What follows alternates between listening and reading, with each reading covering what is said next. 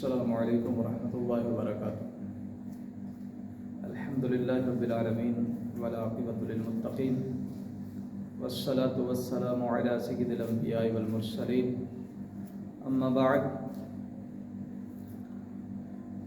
آج کا ہمارا لیسن تجوید کی اہمیت پر ہم گفتگو کریں گے۔ آج کا ہمارا موضوع تجوید کا تعلق قرآن کریم کے ساتھ ہے۔ تجوید کا لغوی معنی عمدہ کرنا، اچھا کرنا، حسن پیدا کرنا۔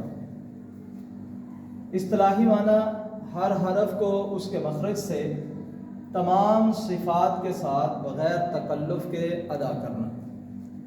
اور تجوید کا جو موضوع ہے وہ ہوتا ہے حروف تہجی، یعنی الفابیٹ لیٹرز۔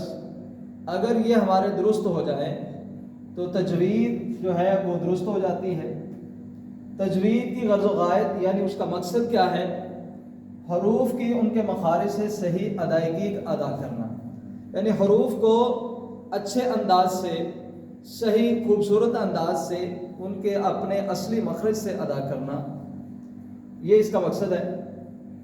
صحیح تلاوت قرآن کریم کی اہمیت، یعنی قرآن کریم کا صحیح پڑھنا ہر مسلمان مرد اور عورت پر فرض ہے، چھوٹا ہو یا بڑا ہو، حافظ ہو یا قاری ہو یا عام شخص ہو، ہر کسی کے لیے قرآن کریم جو ہے اس کو تجوید کے ساتھ پڑھنا ضروری ہے، کیونکہ اللہ رب العزت قرآن کریم میں ارشاد فرماتے ہیں وَرَتِّلِ الْقُرْآنَ تَرْتِيلًا، کہ اور ہم نے قرآن کو ترتیل کے ساتھ نازل کیا ہے، اور قرآن کو ٹھہر ٹھہر کر پڑھیے۔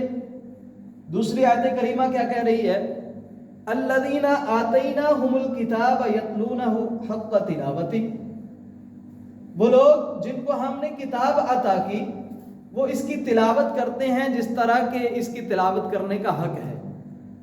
اس آیت کا اگلا حصہ کیا کہہ رہا ہے؟ اولئک یؤمنون بہ، جو لوگ اس کی تلاوت کا حق ادا کرتے ہیں وہی اس پر ایمان رکھتے ہیں۔ وَمَن یکفر بہ، اور جو اس کا انکار کرتے ہیں فَأُولَئِکَ هُمُ الْخَاسِرُونَ، یہی لوگ خسارہ پانے والے ہیں۔ احادیث کی روشنی میں تجوید کی اہمیت کیا ہے؟ نبی کریم صلی اللہ علیہ وآلہ وسلم نے ارشاد فرمایا ان اللہ یحب ان یقرأ القرآن کما انزل، کہ بے شک اللہ رب العزت ان لوگوں کو پسند کرتا ہے جو قرآن کریم کو اس طرح پڑھتے ہیں جس طرح کہ وہ نازل کیا گیا۔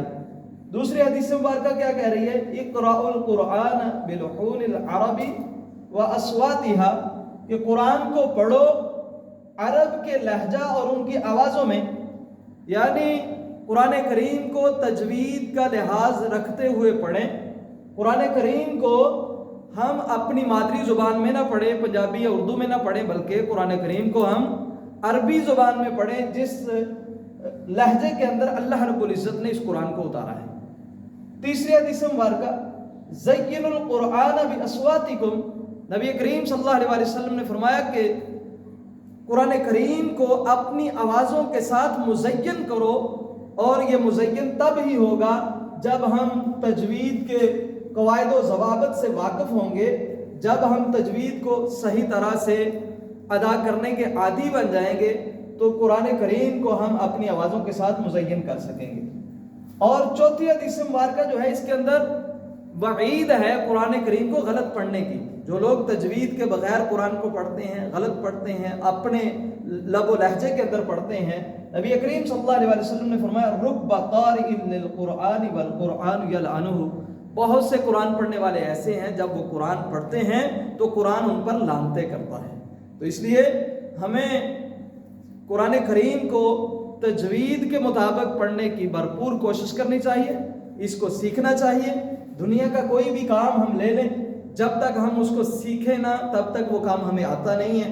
تو یہی قرآن کریم کے ساتھ ہے کہ جب تک ہم قرآن کو سیکھیں گے نہیں، قرآن ہمیں آئے گا نہیں۔ جب تک ہم تجوید کو پڑھیں گے نہیں، اس کو سیکھیں گے نہیں۔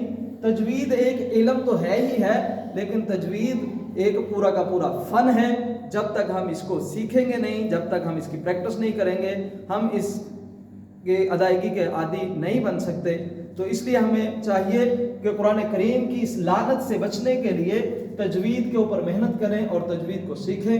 اللہ رب العزت ہمارا حامی و ناصر۔